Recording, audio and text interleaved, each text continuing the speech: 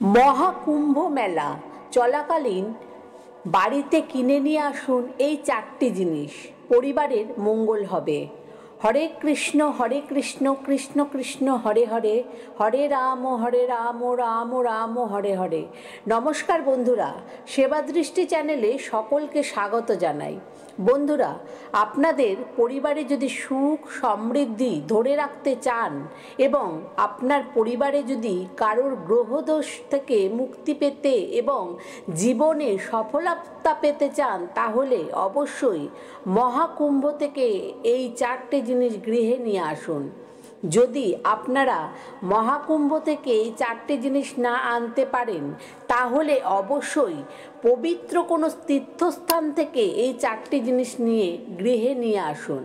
তাহলে আপনাদের গৃহে সুখ সমৃদ্ধি আসবে এবং গ্রহদোষ থেকে মুক্তি পাবেন এবং জীবনের সফলতা আসবে।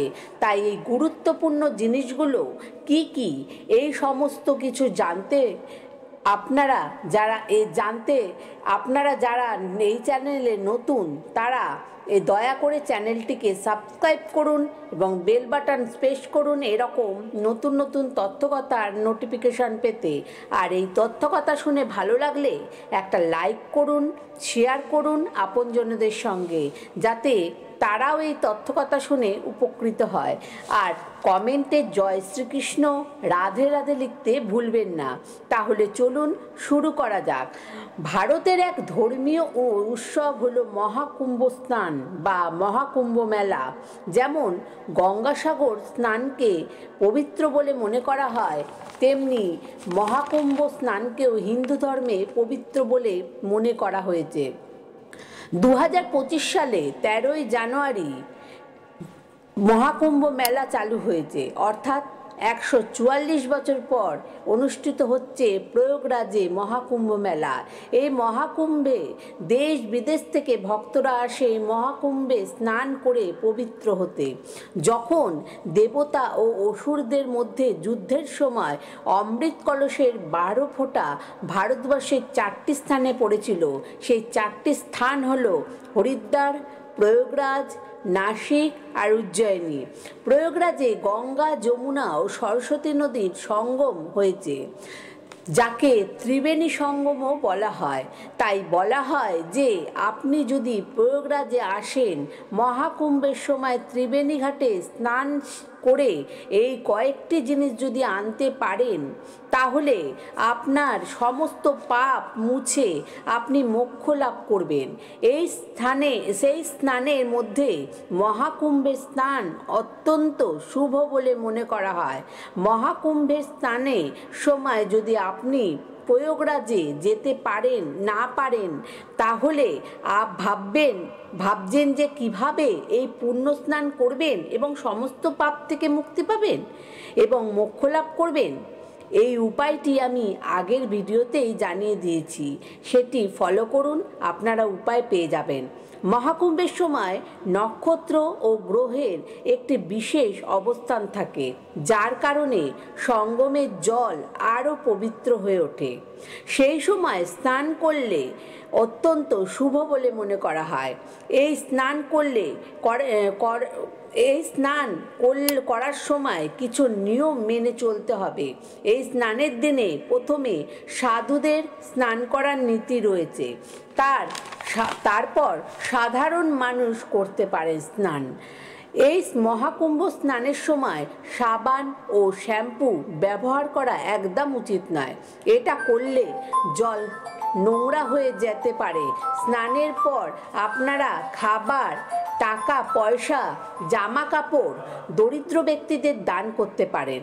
মহাকুম্ভ স্নানের পর আপনারা এই 5টি কাজ অবশ্যই করতে পারেন।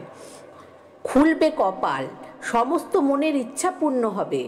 রাজকীয় স্নানের জন্য মানুষ উত্তেজিত। এই মহাকুম্ভ স্নান করলে মৃত্যুর পর পুনর্জন্মের হাত থেকে রক্ষা পাওয়া যায় এবং মোক্ষ লাভ হয়। হিন্দু শাস্ত্রে আছে যে এই মহাকুম্ভ স্নানে মানুষের সমস্ত পাপ কষ্ট সব দূর হয়ে যায়। এই কুম্ভ স্নানে শুধু শরীরই পবিত্র হয় না, মনের আত্মাও পবিত্র হয়ে ওঠে। মহাকুম্ভ স্নানের সময় অবশ্যই সূর্য দেবতাকে জল নিবেদন করবেন। প্রয়াগরাজে যেতে না পারলে কোনো পবিত্র নদীতে স্নান করুন এবং সূর্যদেবকে জল নিবেদন করুন। এর ফলে ব্যক্তির কর্মজীবন অগ্রগতি হয় এবং আর্থিক বৃদ্ধি পায় এবং দুর্ভাগ্যও দূর হয়। এই স্নানের মাধ্যমে ব্যক্তি পূর্ণতা অর্জন করে এবং আর্থিক দিক থেকে উন্নতি হয়। এবং স্নানের পর দান করুন। এই দানের মাধ্যমে একজন ব্যক্তি পূর্ণ অর্জন করে, কারণ স্নানের পর দরিদ্রকে দান করলে অশুভ প্রভাব কেটে যাবে, জীবনে শুভ প্রভাব পড়বে। স্নানের পর আপনাদের অবশ্যই আরেকটি উপায় করতে হবে যে স্নান করার পর শ্রীহরি বিষ্ণুর পূজা করুন এবং মা তুলসীকে জল নিবেদন করুন। এতে ঘরের সুখ শান্তি বৃদ্ধি পাবে এবং মাতা তুলসী ও বিষ্ণুর আশীর্বাদ লাভ করা যায়। মহাকুম্ভ স্নানে পর গাভীকে রুটি দিন। স্নানের পর গোমাতাকে রুটি খাওয়ালে প্রচুর পুণ্য লাভ করা হয়। এবং স্নানের পর নদীর ঘাটে প্রদীপ জ্বালাতে ভুলবেন না।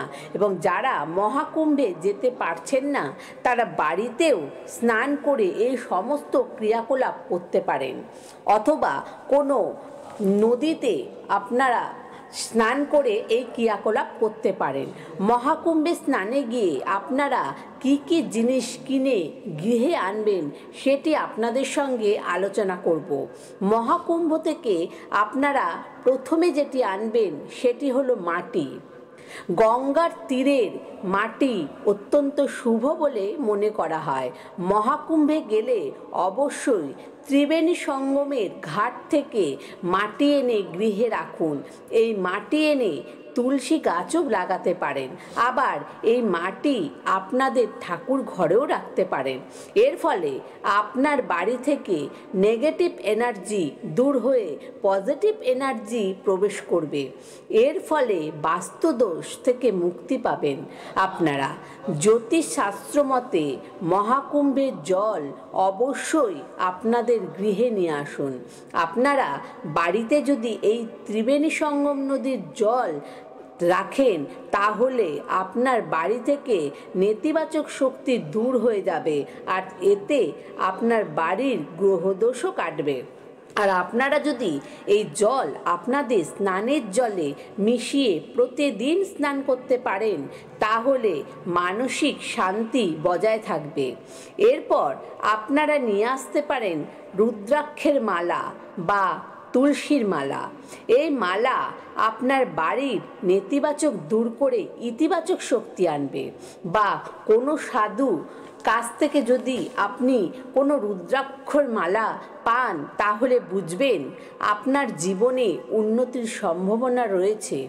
কুম্ভ স্নানের পর সেখানে অনেক মন্দির রয়েছে, সেই মন্দিরে আপনি ঘুরে আসতে পারেন এবং সেখান থেকে আপনি প্রসাদ আনতে পারেন। সেখানকার প্রসাদ দৈব প্রসাদ বলে মনে করা হয়। এই প্রসাদ যদি আপনি বাড়িতে নিয়ে আসেন তাহলে অত্যন্ত শুভ বলে মনে করা হয়। এর ফলে আপনার পরিবারের সকলের সঙ্গে সুসম্পর্ক বজায় থাকবে। শেষে যেটি আনতে পারেন সেটি হলো অবশ্যই ফুল। ত্রিবেণী ঘাটে বা কোনো মন্দিরে যদি আপনি কোনো ফুল পান অবশ্যই সেটি বাড়িতে নিয়ে আসুন। আর এই ফুল এনে যদি আপনি প্রত্যেক দিন আপনার মাথায় ছোঁয়ান তাহলে আপনার জীবনে সুখ সমৃদ্ধি বিরাজ করবে এবং বাড়িতে যদি কোনো অশুভ প্রভাব থেকে থাকে তাহলে সেগুলোও দূর হয়ে যাবে। আপনারা বাড়িতে শুভ প্রভাব পড়বে। তাই বন্ধুরা, মহাকুম্ভ চলাকালীন আপনারা অবশ্যই এই সব গুরুত্বপূর্ণ জিনিসগুলো বাড়িতে নিয়ে আসুন এবং আপনাদের জীবন সুন্দর করে তুলুন। বন্ধুরা, তত্ত্বকথাগুলো শুনে ভালো লাগলে বেশি বেশি করে লাইক করুন এবং কমেন্ট করুন, শেয়ার করুন। ধন্যবাদ।